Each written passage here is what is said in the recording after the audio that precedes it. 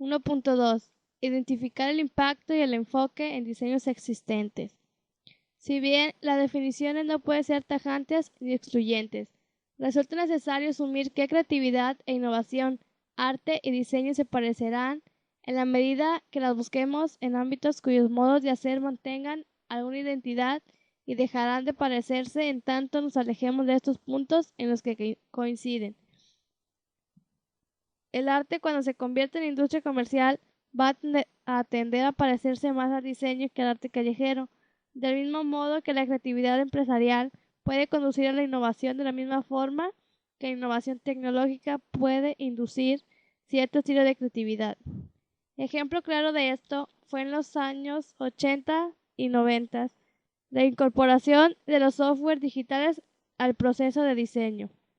Descripciones definitivas en los ámbitos del diseño, para evitar que comencemos a confrontar y asumir que nuestro radio de acción es permeable y sensible a sin número de circunstancias. El sector de servicios está creciendo, tanto en número de empleados como en su importancia en la economía, mientras el sector manufacturero decae. Sin embargo, así como los sectores manufactureros, los servicios deben ser diseñados y su diseño debe ser gestionado. El diseño de servicios puede ser tangible como intangible. Puede involucrar artefactos y otras cosas, incluyendo comunicación, ambientes y conductas. Cualquier forma que adopte debe ser consistente, fácil de usar y ser aplicado estratégicamente.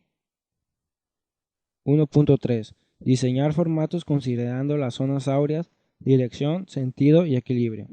Toda obra de comunicación visual nace de la necesidad de transmitir un mensaje específico.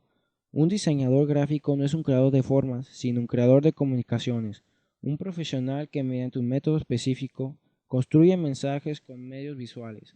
No es el creador del mensaje, sino su intérprete. El principal componente de toda composición gráfica es pues el mensaje a interpretar, la información que se desea hacer llegar al destinatario a través del grafismo. Esta información se debe representar por medio de diferentes elementos gráficos que pueden ser muchos y variados, aunque los más comunes son elementos gráficos simples, puntos y líneas de todos tipos, libres, rectas, quebradas, curvas, etc. Elementos geométricos con contorno o sin él, que pueden ser polígonos, círculos, elipses, óvalos, etc. Tipos, letras de diferentes formas y estructuras, utilizadas para presentar mensajes textuales, gráficos varios, logotipos, iconos, etc. También pueden haber ilustraciones y fotografías. Cualquier otro evento visual apto para comunicar un mensaje. Zonas áureas.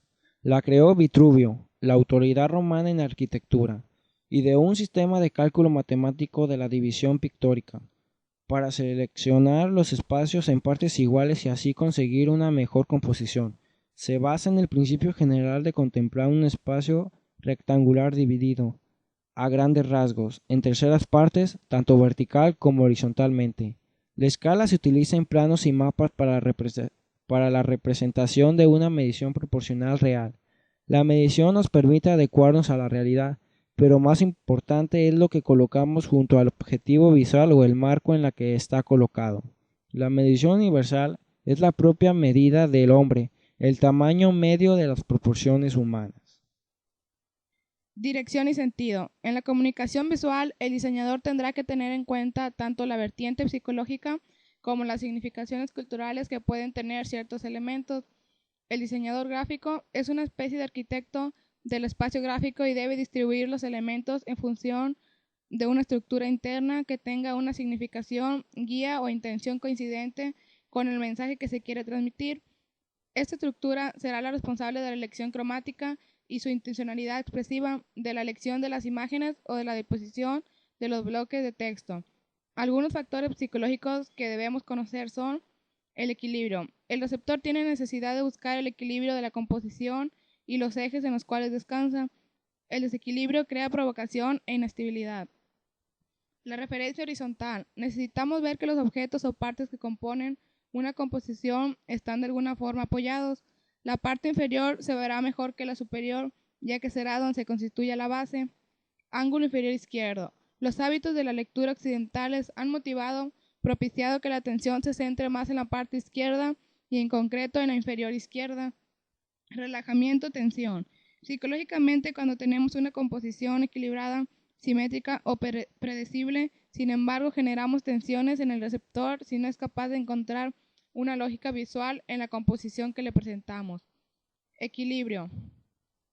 La utilización más eficaz de los mecanismos de la percepción visual consiste en identificar claves visuales en un sitio o en otro, en equilibrio o en desequilibrio, fuertes o débiles.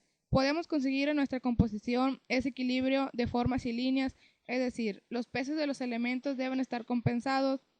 Existen dos tipos de equilibrio, el equilibrio simétrico y el equilibrio asimétrico.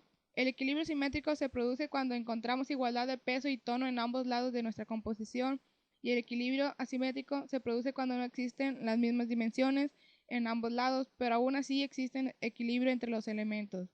Podemos hacer otra división de equilibrio, el equilibrio formal y el equilibrio informal. El equilibrio formal se basa en la simetría. Una composición que siga este esquema compositivo reflejará estabilidad, calma y estatismo, pero no supone una composición muy audaz.